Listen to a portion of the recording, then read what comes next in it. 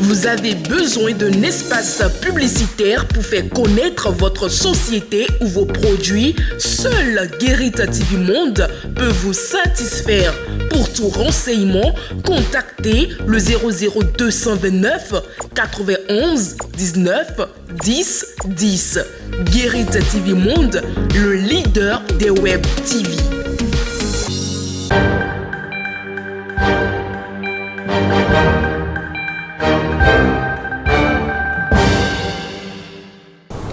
L'un des locaux de Guérita TV Monde, chers téléspectateurs, amis internautes de Guérita TV Monde, nous sommes aujourd'hui dans un jardin d'une université de la place pour vous présenter en rétro les informations de la semaine. Et c'est parti ce samedi 1er juin 2023 avec le certificat d'études primaires. Le département du Plateau enregistre une grande performance cette année et vient en tête de tous les départements pour le compte de l'examen du certificat d'études primaire CEP, session de juin 2023. 88,94% est le taux de réussite enregistré par ce département au moment où celui de la Liborie tient la lanterne rouge. À l'annonce des grandes tendances des résultats du CEP 2023, ce jeudi 29 juin, le directeur des examens et concours n'a pas manqué de présenter un tableau comparatif des résultats. Après délibération, le département qui vient en tête, c'est le Plateau. Nombre d'inscrits, nous avons 12 882 candidats. Nombre de candidats ayant effectivement composé 12 640. Nombre d'admis, 11 243. Taux de réussite, 88,94%.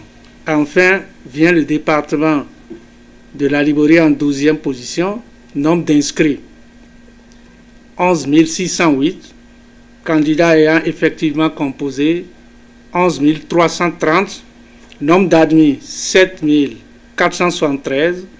Taux de réussite, 65,95%. Taux de réussite de l'année dernière, c'était 114,33%. Variation à la baisse de 8,38%.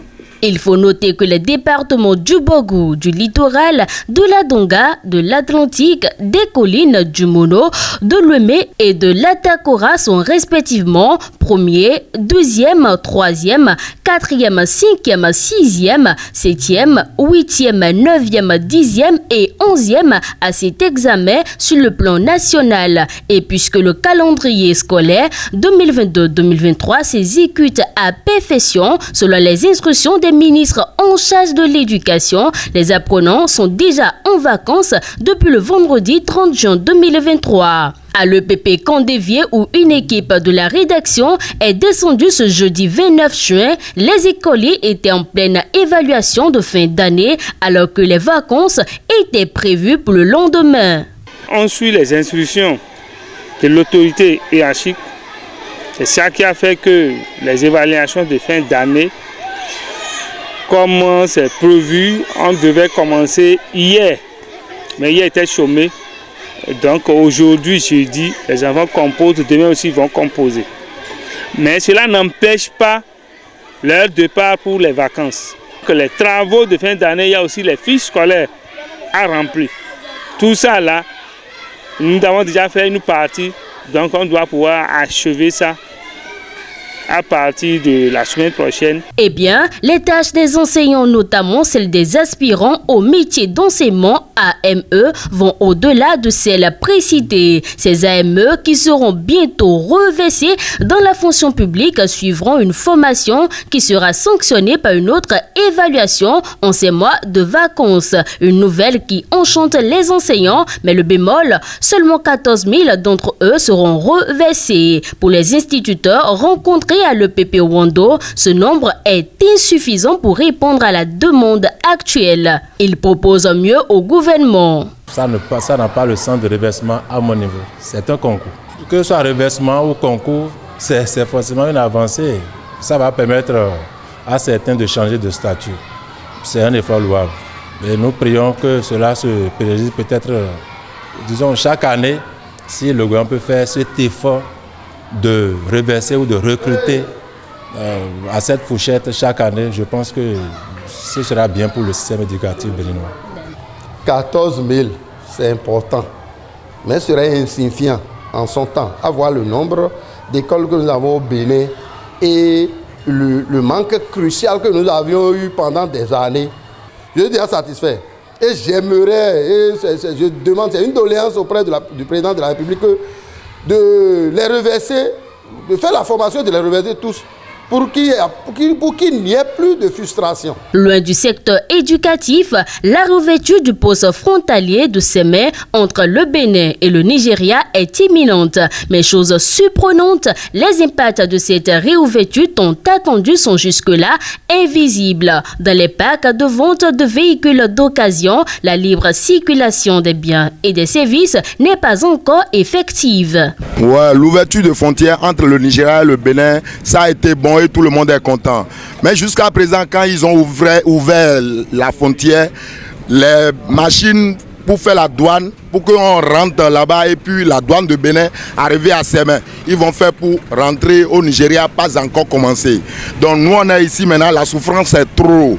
Donc ils n'ont qu'à agir pour que tout aille dans les bonnes conditions, quoi. On est en train de supplier notre nouveau président du Nigeria, on est en train de faire appel à notre nouveau président Tinubu de venir à notre aide. Il faut que les machines pour faire la douane nigérienne n'ont qu'à arriver à la frontière pour que tout commence dans les bonnes manières. Dans les locaux de la Cour suprême, le président Victor Dassi Adossou a été élevé au grade d'officier de l'Ordre national du Bénin ce mardi 27 juin 2023 par la grande chancelière Mariam Tchabi Talata. Pour le président de la Cour suprême, au-delà d'une distinction, c'est le début d'une grande mission républicaine.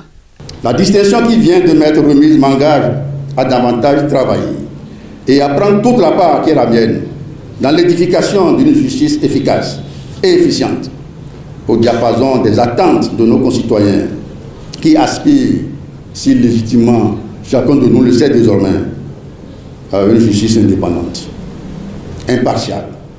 Nous devons rendre à la République ce que nous lui devons, plutôt que d'attendre d'elle ce qu'elle pourrait nous devoir. En politique, une fusion entre l'Union progressiste, le Renouveau et le parti Mouel Béné s'annonce.